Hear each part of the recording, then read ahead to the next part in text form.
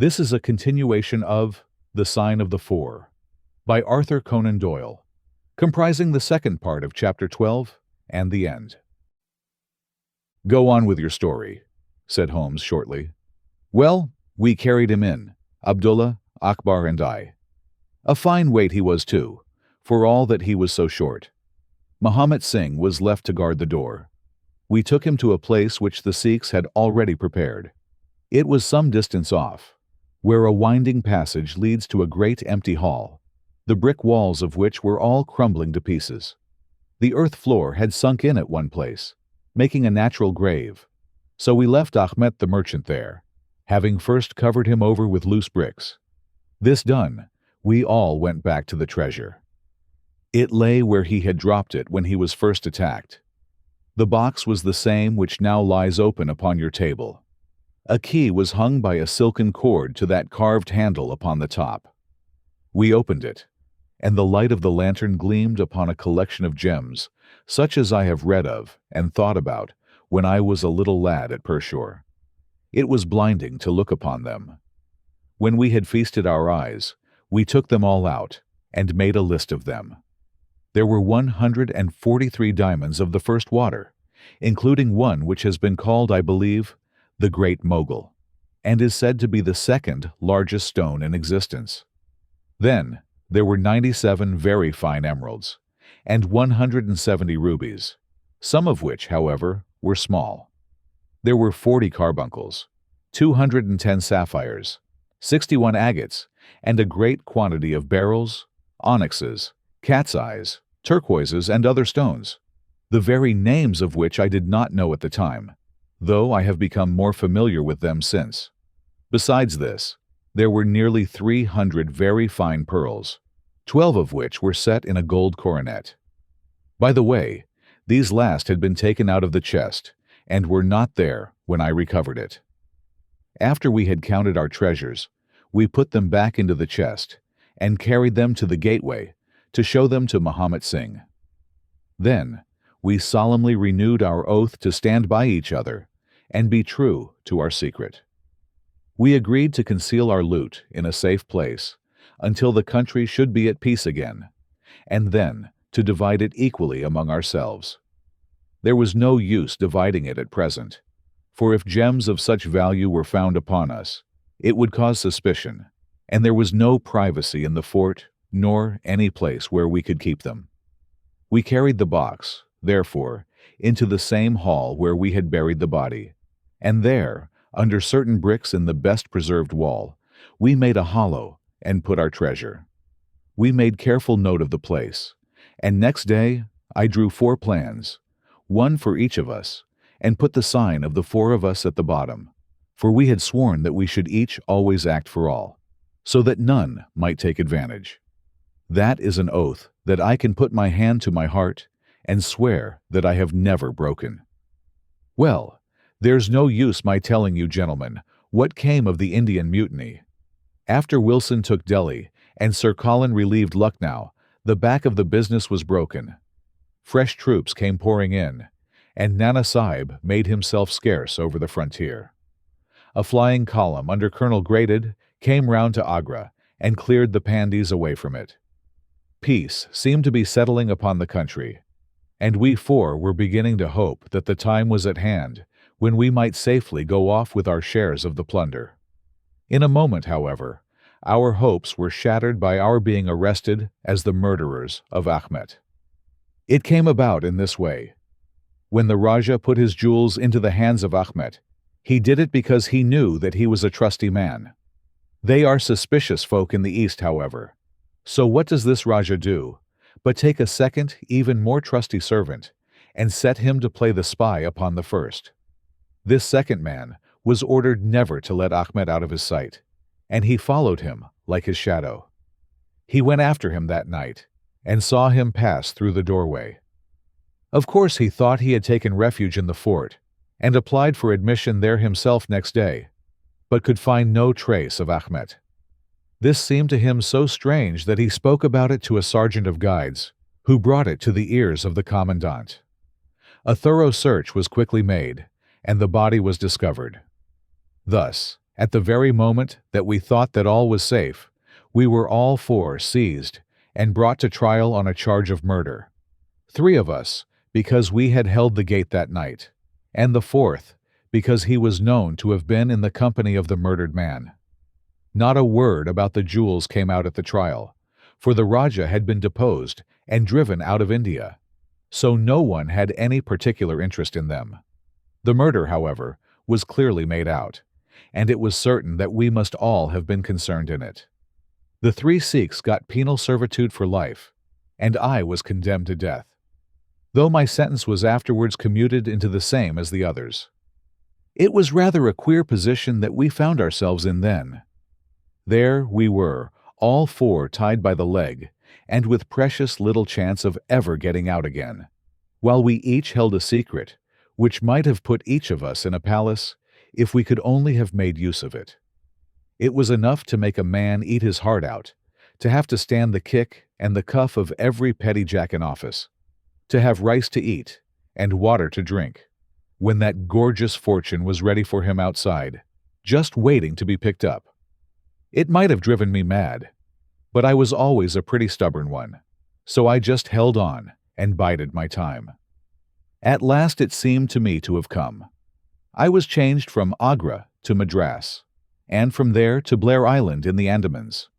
There are very few white convicts at this settlement, and, as I had behaved well from the first, I soon found myself a sort of privileged person.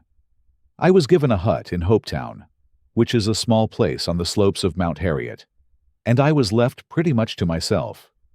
It is a dreary, fever-stricken place, and all beyond our little clearings was infested with wild cannibal natives, who were ready enough to blow a poisoned dart at us if they saw a chance.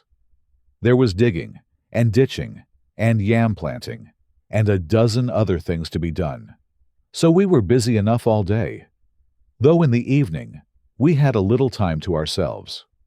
Among other things, I learned to dispense drugs for the surgeon, and picked up a smattering of his knowledge. All the time I was on the lookout for a chance of escape, but it is hundreds of miles from any other land, and there is little or no wind in those seas, so it was a terribly difficult job to get away. The surgeon, Dr. Somerton, was a fast, sporting young chap, and the other young officers would meet in his rooms of an evening and play cards.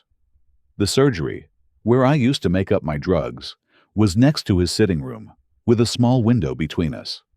Often, if I felt lonesome, I used to turn out the lamp in the surgery, and then, standing there, I could hear their talk and watch their play. I am fond of a hand at cards myself, and it was almost as good as having one to watch the others.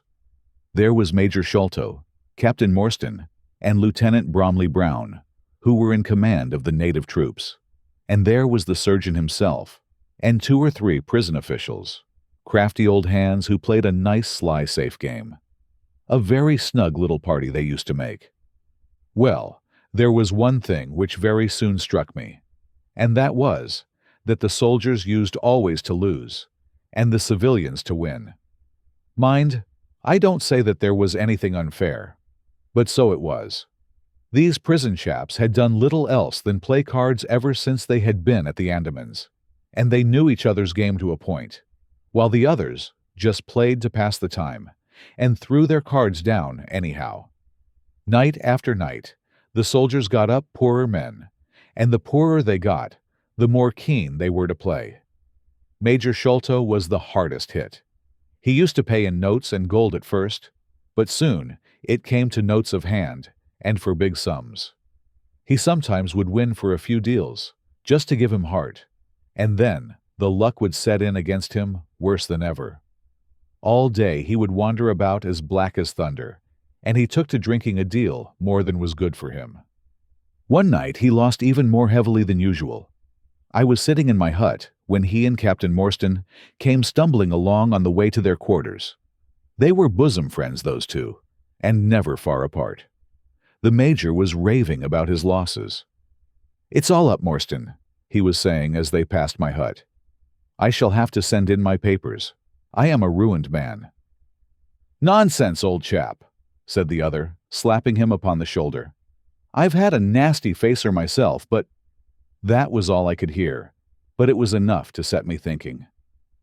A couple of days later, Major Sholto was strolling on the beach, so I took the chance of speaking to him. "I wish to have your advice, Major," said I. "Well, Small, what is it?" he asked, taking his cheroot from his lips. "I wanted to ask you, sir," said I, "who is the proper person to whom hidden treasure should be handed over? I know where $500,000 worth lies, and, as I cannot use it myself, I thought perhaps the best thing that I could do would be to hand it over to the proper authorities, and then perhaps they would get my sentence shortened for me." "$500,000, Small," he gasped, looking hard at me to see if I was in earnest. "Quite that, sir, in jewels and pearls. It lies there ready for anyone. And the queer thing about it is that the real owner is outlawed and cannot hold property, so that it belongs to the first comer." "To government, Small," he stammered. "To government." But he said it in a halting fashion, and I knew in my heart that I had got him. "You think then, sir, that I should give the information to the Governor-General?" said I quietly.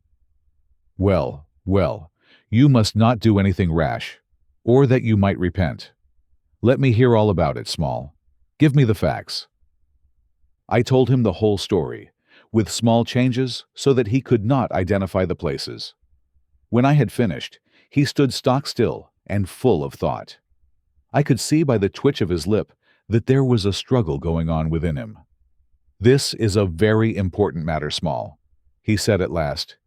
"You must not say a word to anyone about it, and I shall see you again soon." 2 nights later, he and his friend Captain Morstan came to my hut in the dead of the night with a lantern. "I want you just to let Captain Morstan hear that story from your own lips, Small," said he. I repeated it as I had told it before. "It rings true, eh?" said he. "It's good enough to act upon?" Captain Morstan nodded. "Look here, Small," said the Major. "We have been talking it over, my friend here and I, and we have come to the conclusion that this secret of yours is hardly a government matter after all, but is a private concern of your own, which, of course, you have the power of disposing of as you think best. Now the question is, what price would you ask for it? We might be inclined to take it up, and at least look into it, if we could agree as to terms." He tried to speak in a cool, careless way, but his eyes were shining with excitement and greed. "Why, as to that, gentlemen," I answered, trying also to be cool, but feeling as excited as he did, "there is only one bargain which a man in my position can make. I shall want you to help me to my freedom, and to help my 3 companions to theirs. We shall then take you into partnership, and give you a 5th share to divide between you." "Hum," said he. "A 5th share. That is not very tempting." "It would come to 50,000 apiece," said I. "But how can we gain your freedom? You know very well that you ask an impossibility." "Nothing of the sort," I answered. "I have thought it all out to the last detail. The only bar to our escape is that we can get no boat fit for the voyage, and no provisions to last us for so long a time. There are plenty of little yachts and yawls at Calcutta or Madras, which would serve our turn well. Do you bring one over? We shall engage to get aboard her by night, and if you will drop us on any part of the Indian coast, you will have done your part of the bargain." "If there were only one," he said. "None or all," I answered. "We have sworn it. The 4 of us must always act together." "You see, Morstan," said he, "Small is a man of his word. He does not flinch from his friend. I think we may very well trust him." "It's a dirty business," the other answered. "Yet, as you say, the money would save our commissions handsomely." "Well, Small," said the Major, "we must, I suppose, try and meet you. We must first, of course, test the truth of your story. Tell me where the box is hid, and I shall get leave of absence and go back to India in the monthly relief boat to inquire into the affair." "Not so fast," said I, growing colder as he got hot. "I must have the consent of my 3 comrades. I tell you that it is 4 or none with us." "Nonsense," he broke in. "What have 3 black fellows to do with our agreement?" "Black or blue," said I, "they are in with me, and we all go together." Well, the matter ended by a second meeting, at which Mahomet Singh, Abdullah Khan, and Dost Akbar were all present. We talked the matter over again, and at last we came to an arrangement. We were to provide both the officers with charts of the part of the Agra fort and mark the place in the wall where the treasure was hid. Major Sholto was to go to India to test our story.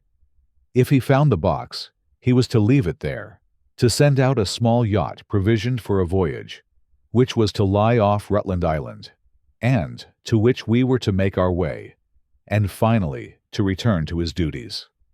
Captain Morstan was then to apply for leave of absence, to meet us at Agra, and there we were to have a final division of the treasure, he taking the major's share as well as his own. All this we sealed by the most solemn oaths that the mind could think or the lips utter. I sat up all night with paper and ink, and by the morning I had the 2 charts all ready, signed with the sign of 4, that is, of Abdullah, Akbar, Mahomet, and myself. Well, gentlemen, I weary you with my long story, and I know that my friend Mr. Jones is impatient to get me safely stowed in Choki. I'll make it as short as I can. The villain Sholto went off to India, but he never came back again. Captain Morstan showed me his name among a list of passengers in one of the mailboats very shortly afterwards. His uncle had died, leaving him a fortune, and he had left the army. Yet he could stoop to treat 5 men as he had treated us. Morstan went over to Agra shortly afterwards, and found, as we expected, that the treasure was indeed gone. The scoundrel had stolen it all, without carrying out one of the conditions on which we had sold him the secret. From that day, I lived only for vengeance. I thought of it by day, and I nursed it by night. It became an overpowering, absorbing passion with me. I cared nothing for the law, nothing for the gallows. To escape, to track down Sholto, to have my hand upon his throat, that was my one thought. Even the Agra treasure had come to be a smaller thing in my mind than the slaying of Sholto. Well, I have set my mind on many things in this life, and never one which I did not carry out. But it was weary years before my time came. I have told you that I had picked up something of medicine. One day, when Dr. Somerton was down with a fever, a little Andaman islander was picked up by a convict gang in the woods. He was sick to death, and had gone to a lonely place to die.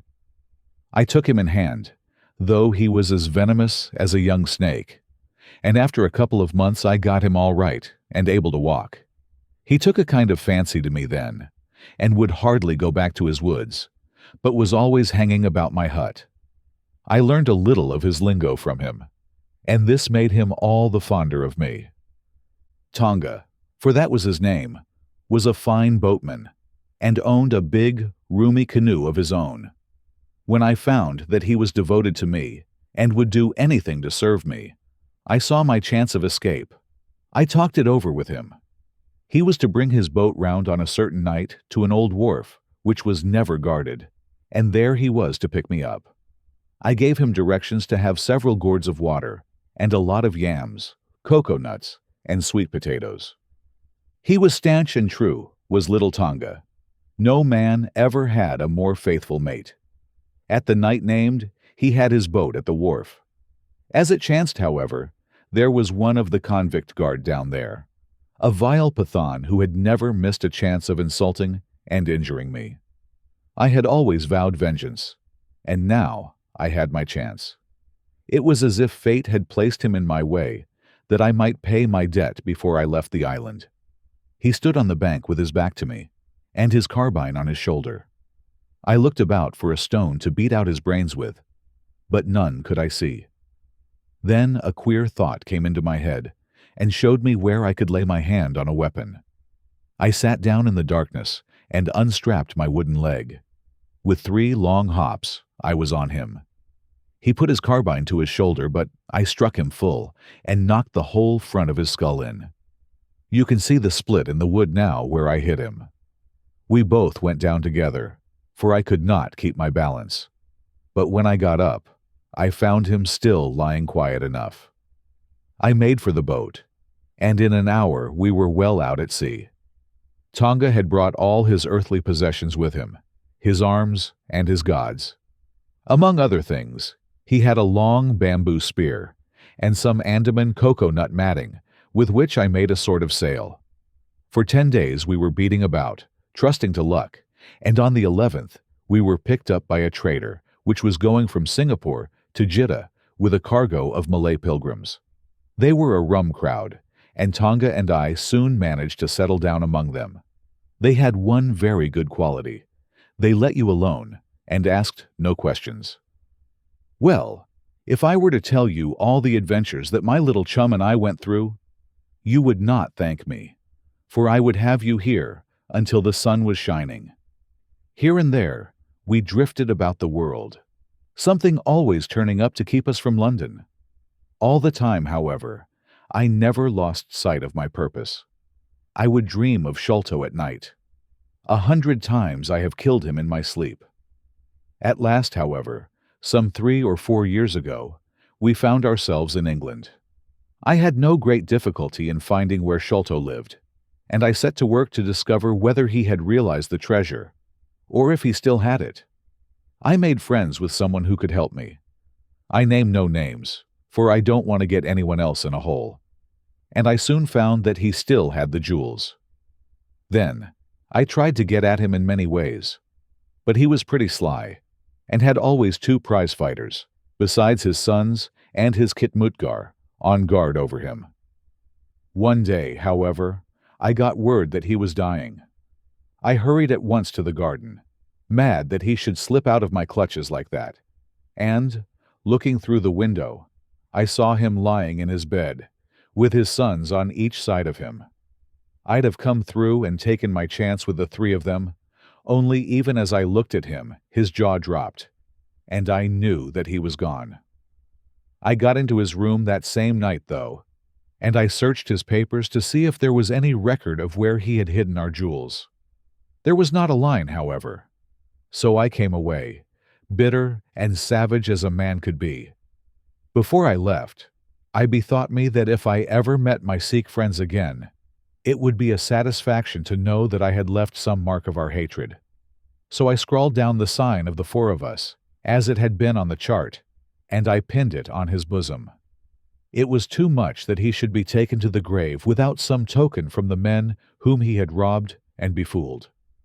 We earned a living at this time by my exhibiting poor Tonga at fairs and other such places as the Black Cannibal. He would eat raw meat and dance his war dance. So we always had a hatful of pennies after a day's work. I still heard all the news from Pondicherry Lodge, and for some years there was no news to hear, except that they were hunting for the treasure. At last, however, came what we had waited for so long. The treasure had been found. It was up at the top of the house, in Mr. Bartholomew Sholto's chemical laboratory. I came at once and had a look at the place, but I could not see how, with my wooden leg, I was to make my way up to it. I learned, however, about a trapdoor in the roof, and also about Mr. Sholto's supper hour. It seemed to me that I could manage the thing easily through Tonga. I brought him out with me with a long rope wound round his waist.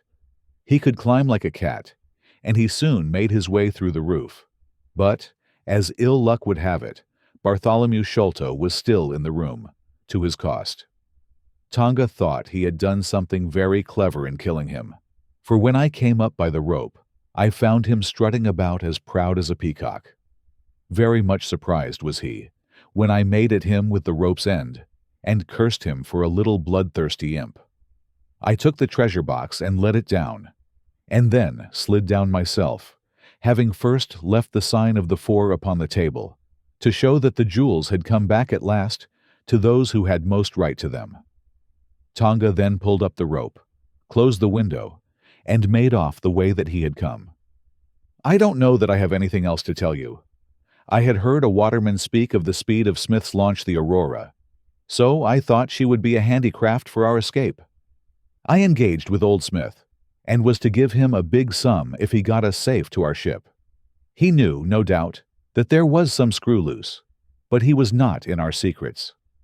All this is the truth, and if I tell it to you, gentlemen, it is not to amuse you, for you have not done me a very good turn.